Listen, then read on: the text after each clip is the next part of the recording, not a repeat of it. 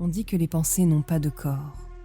Mais que se passe-t-il quand elles laissent des traces visibles, palpables, indélébiles ? Cet été, prépare-toi à explorer les mécanismes cachés de l'esprit. Pas de crime apparent, juste des psychés disséqués. Pas de coupable évident, juste des secrets à exhumer. Je suis Maëva et je t'invite dans ma salle d'interrogatoire intérieure. Bienvenue dans Autopsie mentale. L'enquête commence maintenant. Ce soir, l'enquête finale va vous glacer, car cette fois, la victime disparaît en temps réel. Le coupable pourrait être vous, et le crime se commet pendant que vous m'écoutez. Bienvenue dans l'enquête sur le syndrome sans nom, où chercher la vérité devient le piège.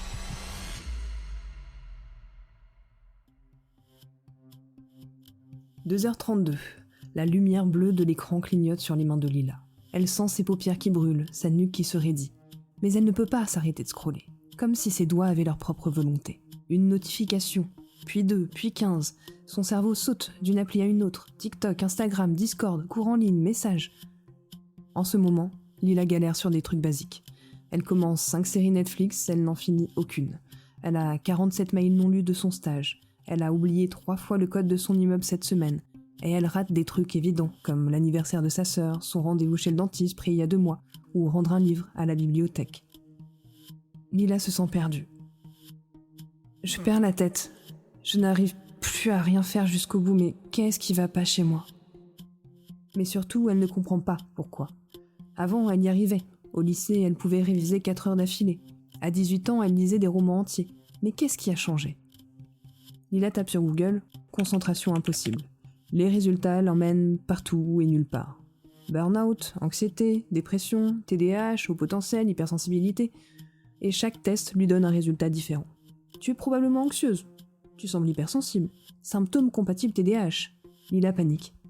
Et si je n'étais rien de tout ça ? Ou tout à la fois ? Et plus elle cherche, plus l'algorithme lui propose des contenus contradictoires. Des vidéos qui promettent la réponse. Des tests qui révèlent la vérité. Des communautés qui détiennent le secret. Lila se demande « Mais si je suis TDAH, qui je suis vraiment ? Et si je le suis pas, pourquoi est-ce que j'ai l'impression de me perdre tout le temps ?» Ce soir-là, une notification change tout. Une invitation Discord. ADHD Safe Place. Tu n'es plus seule. Lila hésite, et puis elle clique. Et elle disparaît dans un monde qu'elle ne soupçonnait pas. 3 mois plus tard, on retrouve Lila, métamorphosée. Elle qui cherchait des réponses a trouvé une identité. Mais à quel prix ? Car cette nuit-là, en cherchant qui elle était, Lila a peut-être découvert qui elle n'était pas. Et c'est là que tout devient dangereux. Ferme les yeux 30 secondes. Pense à la dernière fois où tu as cherché « Pourquoi je suis comme ça ?» sur Internet. C'est pas pour juger que je pose la question. C'est juste pour te demander de toi à toi. Et qu'espérais-tu y trouver, vraiment ?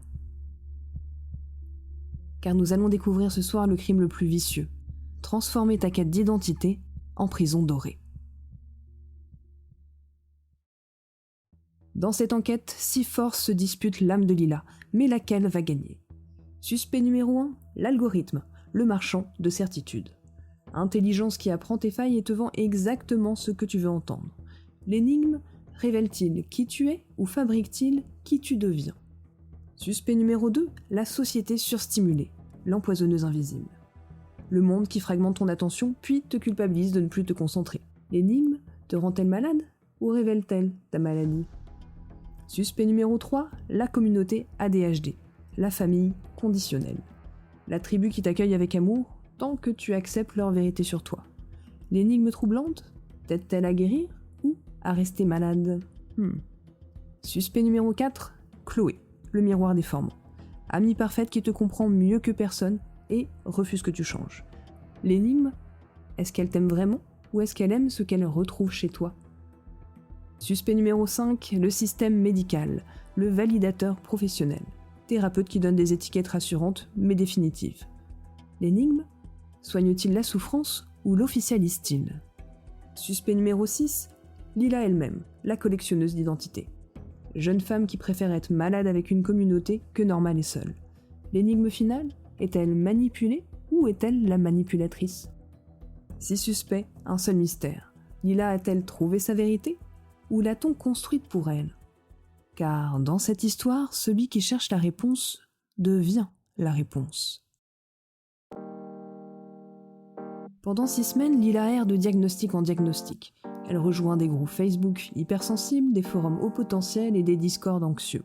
Chaque communauté la convainc qu'elle est des leurs. Les hypersensibles lui disent « Tu ressens tout trop fort ». Les HP lui disent « Ton cerveau va trop vite ». Et les anxieux « Ah, tu anticipes tout par protection ».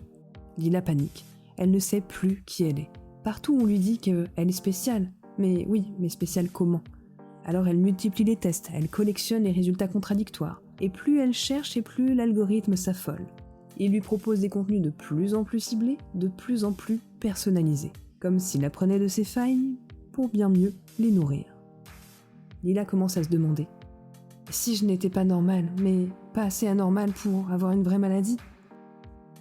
Un soir, épuisée par cette errance, Lila tombe sur une vidéo différente. Celle-là est beaucoup plus précise, plus clinique. TDAH chez les femmes, les symptômes qu'on rate.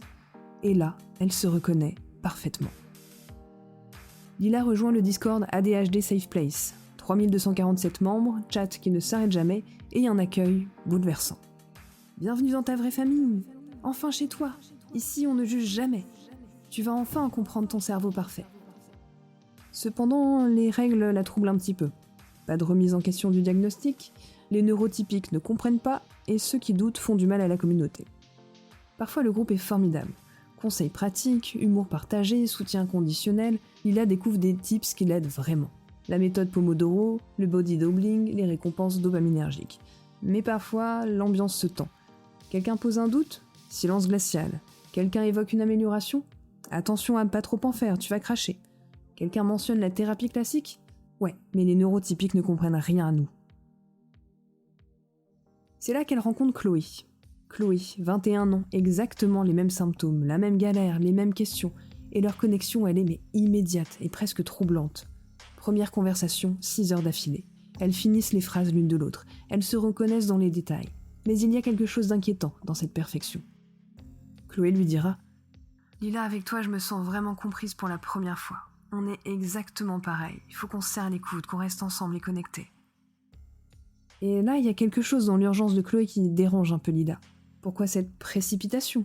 Pourquoi cette fusion comme ça, immédiate? Un peu étrange. Et pourtant, Lila et Chloé deviennent inséparables. Mais leur relation commence à prendre une tournure un peu étrange. Parce qu'elles se surveillent, mutuellement. Est-ce que tu as pris tes médicaments? Est-ce que tu as fait tes exercices de concentration? Est-ce que tu as évité les situations stressantes? Et ça encore, ça va. Mais ce qui commence à déranger, c'est que peu à peu, tout devient justifié par leur neurotype. Retard, oubli, abandon de projet, conflit relationnel. Bah oui, c'est normal, c'est notre cerveau TDAH et bah on n'y peut rien quoi. Famille, amis, études, tout ce qui n'est pas TDAH-friendly doit disparaître. Et Chloé encourage cette épuration. Il te mérite pas, nous on te comprend. Et un jour, Lila exprime un doute. Et si j'essayais de me concentrer sans les médicaments? Le groupe réagit, immédiatement. Mais fais pas ça, tu vas te faire du mal, c'est de l'auto-haine. Chaque phrase, un coup. Chaque emoji, un jugement. Lila suffoque. Et pour Chloé, c'est pas évident. Chloé panique à l'idée que Lila doute. Mais si tu n'es pas TDAH, tu es qui? Et moi, je suis qui? On est liés, Lila. Et Lila réalise quelque chose de glaçant. Elle ne sait plus qui elle était avant. Son identité s'est entièrement fondue dans un diagnostic et dans Chloé. 2 mois après son adoption sur la communauté, Lila commence vraiment à suffoquer. Elle a l'impression de ne plus exister en dehors de sa maladie. Et cette nuit-là, Lila se souvient. Elle se souvient de l'été 2019 quand elle était en vacances chez sa grand-mère. Il n'y avait pas de Wi-Fi, il n'y avait pas de 4G. Elle avait lu 3 livres en une semaine. Elle avait dessiné pendant des heures. Et elle avait écouté sa grand-mère raconter ses histoires sans décrocher. Et ce souvenir-là la trouble. Si elle était vraiment TDAH, comment avait-elle pu être si concentrée? Ou alors, mais qu'est-ce qui a changé depuis? Alors en secret, Lila teste quelque chose de révolutionnaire. Elle coupe ses notifications, elle range son téléphone, elle essaie de lire un livre. Et là, elle découvre qu'elle arrive à se concentrer. Le problème, c'est que cette découverte la terrifie. Si elle peut se concentrer, est-ce qu'elle est vraiment TDAH ? Et si elle n'est pas TDAH, qui est-elle alors ? Lila confie son expérience à Chloé. La réaction est immédiate et super violente. « Tu me trahis, tu nous trahis, si tu n'es pas TDAH, c'est que tu m'abandonnes. » Évidemment, Chloé en parle au groupe, et le groupe apprend le doute de Lila. Lila reçoit alors des messages privés plutôt menaçants, comme « Tu détruis notre safe place » ou « Les neurotypiques infiltrés doivent partir ». Assez violent, hein. Chloé joue alors sa dernière carte. « S'il te plaît, Lila. Lila, si tu me quittes, j'aurai plus personne. T'es la seule qui me comprenne vraiment. » Lila est alors face à un dilemme. Doit-elle rester malade pour garder sa communauté ou guérir et affronter la solitude ? En secret, Lila passe un vrai bilan neuropsychologique. Elle le dit à personne, même pas à Chloé. 3 séances, test complet, IRM fonctionnel, anamnèse développementale. Lila attend le verdict, terrifiée par ce qu'elle va apprendre. Lila, vos résultats sont nets, aucun TDAH. Vous présentez une anxiété sociale avec évitement, aggravée par une surcharge cognitive qui est liée aux écrans. Votre cerveau fonctionne parfaitement dans un environnement adapté. Lila, vous n'avez aucun trouble de l'attention. Votre cerveau fonctionne parfaitement. Il proteste juste contre un environnement devenu incompatible avec votre biologie humaine. Normalement, en coupant les écrans et en ralentissant votre rythme, vos capacités attentionnelles reviendront à la normale. Lila ne sait plus si elle doit rire ou pleurer. Elle n'est pas malade, mais alors, qui est-elle ? La neuropsychologue continue. Vos symptômes sont bien réels, j'en doute absolument pas. C'est un signal d'alarme, mais ce n'est pas une maladie. Vous savez, dans nos consultations, 80% des jeunes qui se pensent TDAH ont en fait une addiction aux smartphones, aux réseaux sociaux et à cette grande surstimulation de notre époque. Lila sort du cabinet avec cette vérité explosive. Mais peut-elle la révéler ? Que va devenir Chloé ? Et sa communauté ? Et elle-même, sans cette identité qu'il a définie depuis des mois ?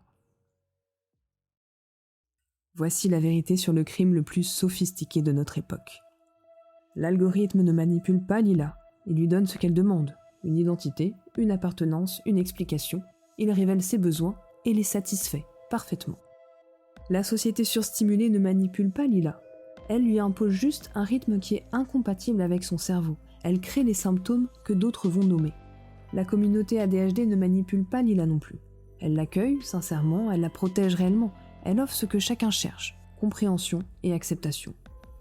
Chloé ne manipule pas Lila consciemment. Elle a juste trouvé sa jumelle de souffrance et refuse de la laisser partir. Parce qu'elle a peur de redevenir seule avec ses questions. Le système médical ne manipule pas Lila non plus. Il répond à une demande massive avec les outils qu'il a. Il nomme ce que la société a produit. Et Lila, dans tout ça, ne se manipule pas non plus consciemment.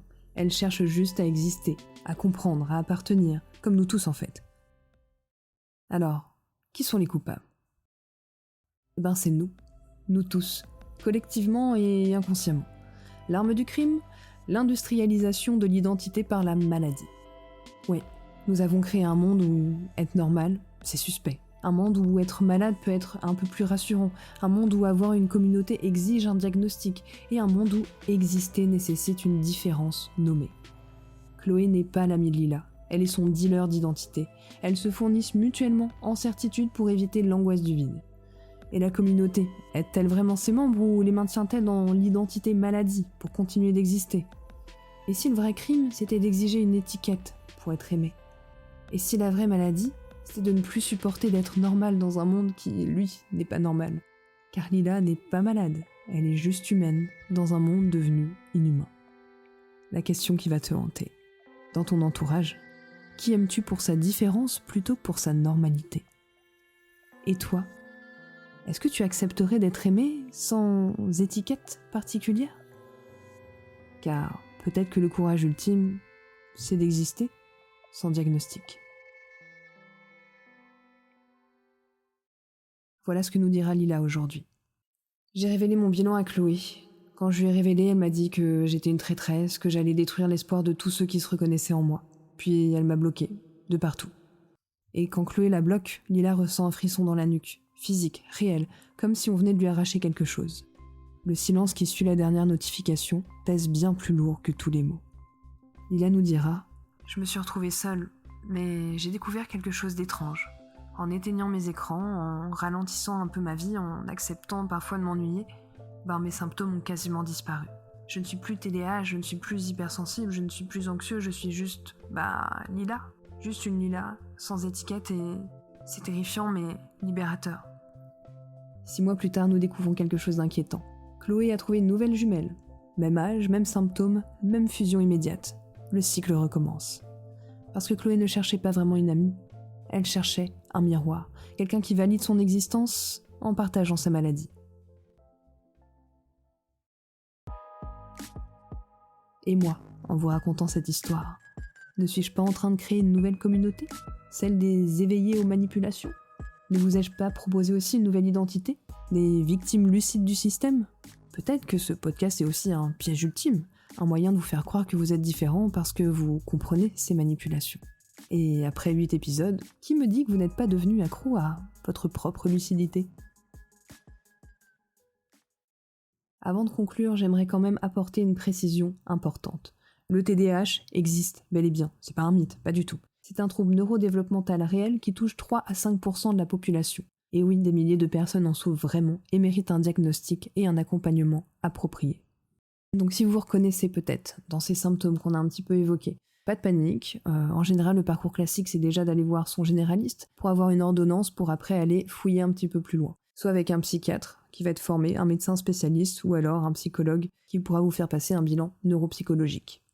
La seule chose que j'aimerais vous dire c'est de vous méfier des diagnostics express, les tests en ligne, les coachs auto-programmés, tout ça. Un vrai diagnostic TDAH nécessite du temps, de la rigueur et une formation médicale spécialisée. Donc si vous en souffrez, vraiment, vous méritez un vrai accompagnement, pas un truc que vous avez trouvé sur Instagram. «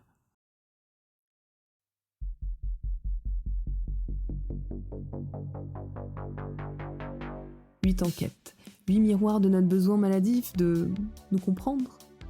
Cette série se termine sur la seule certitude possible. Nous cherchons tous une case, une tribu, une explication. Même en dénonçant ce mécanisme, j'ai reproduit le même schéma. Et en vous révélant les manipulations, je vous ai peut-être aussi manipulé. Car la vraie question n'est plus « Lila était-elle malade ?», mais plutôt « Dans un monde qui vend des identités, comment rester libre ?» Merci d'avoir douté avec moi et maintenant peut-être de douter de moi.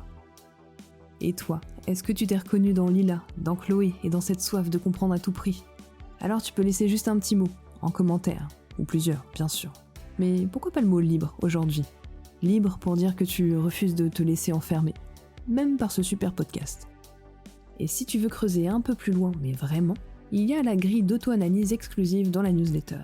Elle ne te dira pas qui tu es, mais elle t'aidera à repérer ce qui t'influence sans que tu t'en rendes compte. Le lien est dans la description. Alors abonne-toi, mais seulement si tu es prêt à douter jusqu'au bout.